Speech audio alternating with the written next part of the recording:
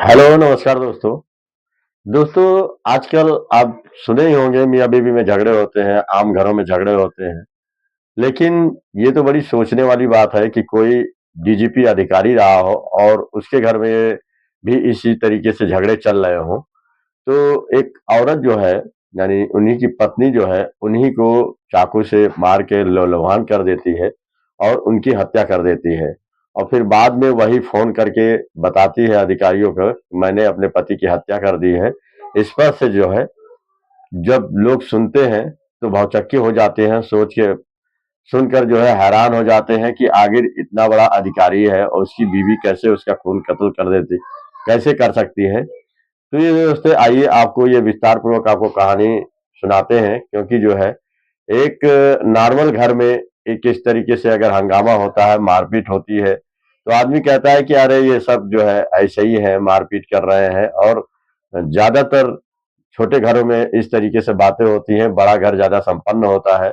लेकिन यहाँ दोस्तों है कुछ और, क्योंकि जो है एक डीजीपी अधिकारी जो कि लोगों की बचाने की और किसी के दिक्कत ना हो, किसी से मारपीट ना हो, एक बहुत बड़ा अधिकारी डीजीपी होता है, जो कि सबकी रक्षा करता है।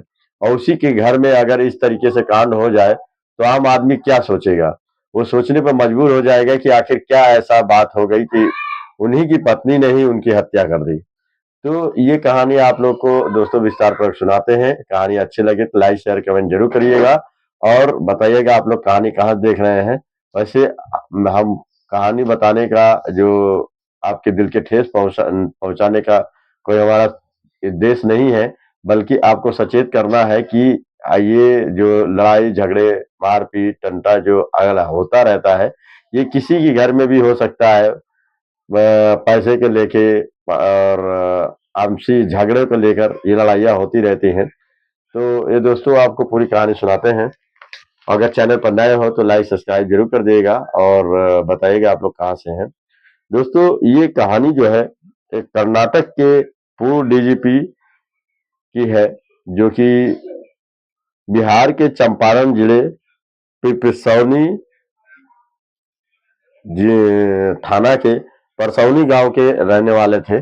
और वहीं पे जो है ये अपना रह रहे थे और वो जो कि रिटायर हो गए थे।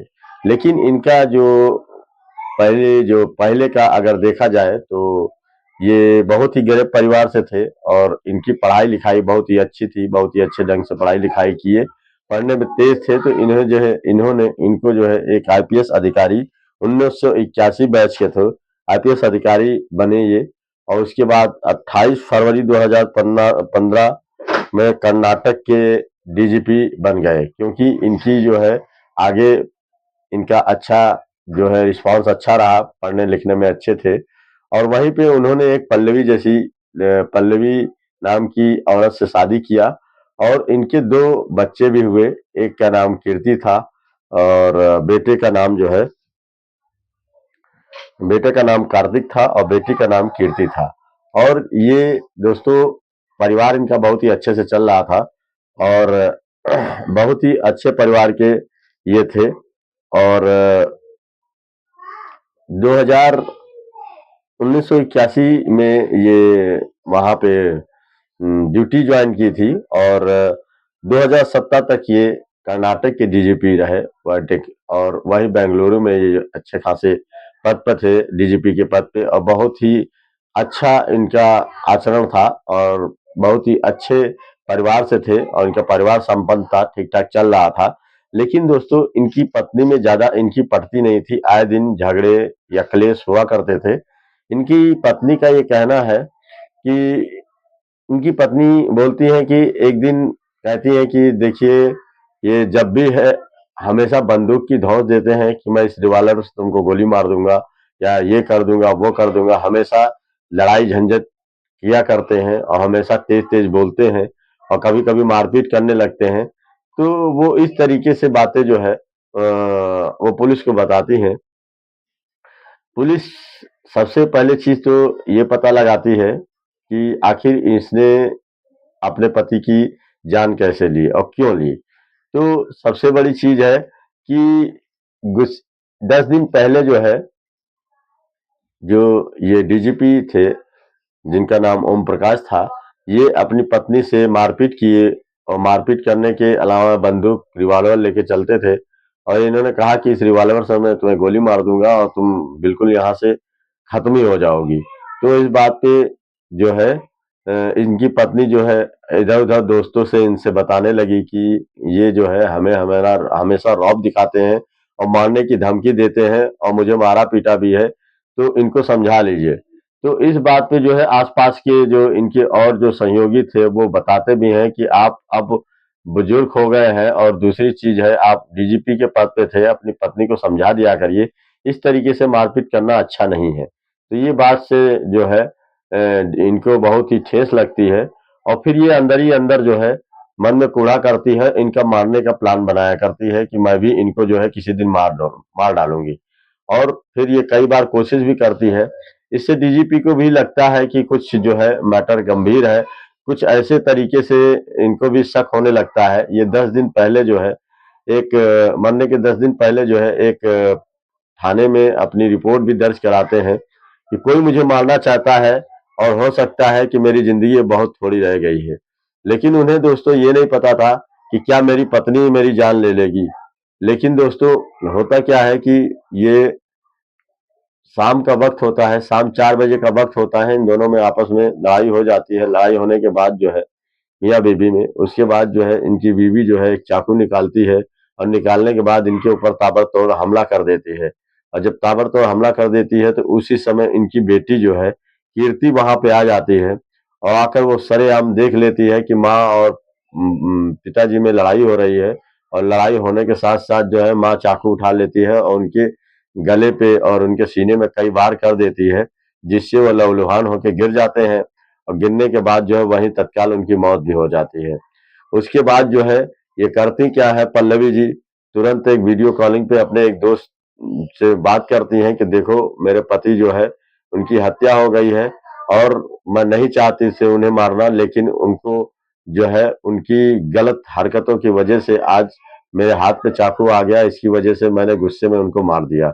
तो इस बात पे वीडियो कॉलिंग पे जब दिखाती है तो तुरंत वो जो है पुलिस को फोन करती है और उसके बाद जो है पुलिस आनन फानन में इनके घर पहुंचती है, डीजीपी के घर पहुंचती है तो देखती है कि डीजीपी जो है पलंग के नीचे गिरे हुए हैं और काफी खून बह रहा है, बह गया है और वहीं पे जो है इनकी पत्नी और वहीं उनकी बेटी दोनों वहीं पे खड़ी रहती हैं। इस बात पे पुलिस समझ जाती है कि यहाँ पे जो है इन्हीं लोग की कुछ कारनामे हैं और पुलिस काफी खंगालती है इधर-उधर से न्यूज़ इकट्ठा करती है आसपास के सीसीटीवी कैमरे में, लेकिन उन्हें कहीं से कोई बाहर का आता-जाता नहीं दिखता है। वो समझ जाती है कि ये ज़रूर ही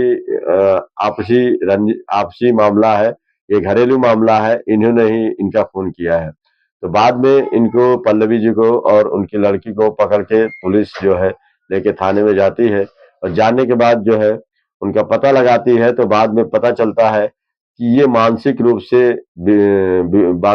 से परेशान थी और इसका जो है जो वो था मतलब दिमाग काम कर नहीं रहा था और इनको जो है ज्यादातर ये सोचा करती थी कि हमें मुझे पति को मारना है और गलत सलत विचार किया करती थी मतलब इनका जो मानसिक तौर पे बीमार थी और इसी की वजह से इन्होंने जो है अपने पति की हत्या कर दी है। इस पर से जो है पुलिस चार्जशीट तैयार करती है और उनको जो है जेल भिजवा देती है और जेल भिजवाने के बाद आगे दोस्तों क्या होता है ये पूरी जानकारी अगर स्वयं नहीं है कि आगे क्या होता है उसके बारे में अगर पता चलता है तो आप लोग से जरूर शेयर करूंगा।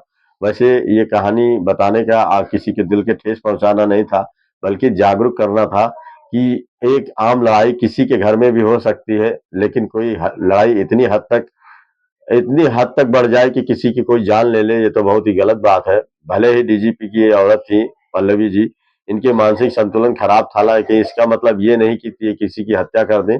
अगर ऐसी बात थी तो इनको जो है इनका मानसिक तौर पे इनका इलाज कराना चाहिए था बल्कि ओम प्रकाश जी भी कई बार पुलिस में एक एप्लीकेशन दे चुके थे लेकिन पुलिस भी सोचती थी आपसी झगड़ा है इसमें क्या कोई बोला जाए इसी वजह से शांत रही और उसका ये नतीजा जो है बहुत ही गलत हुआ जो कि ऐसा नहीं होना चाहिए था। दोस्तों हमें भी ये सीख मिलती है कि अगर कोई मानसिक तनाव में चल रहा है या कोई घर में कोई क्लेश चल रहा है तो उसे बैठ कर निपटा लिया जाए, ना कि जो है उसे बढ़ावा दिया जाए, क्योंकि कोई चीज अगर मन में बैठी हुई है तो धीरे धीरे कोई ना कोई ऐसा ही कारनामा कर देगी। तो ऐसे दोस्तों करना नहीं चाहिए, जो भी है गलत है। बाकी कहानी नेक्स्ट फिर वीडियो में मिलेंगे, और अगर कहानी अच्छी लगे लाइक शेयर कमेंट जरूर करिएगा। नमस्कार दोस्तों, धन्यवाद।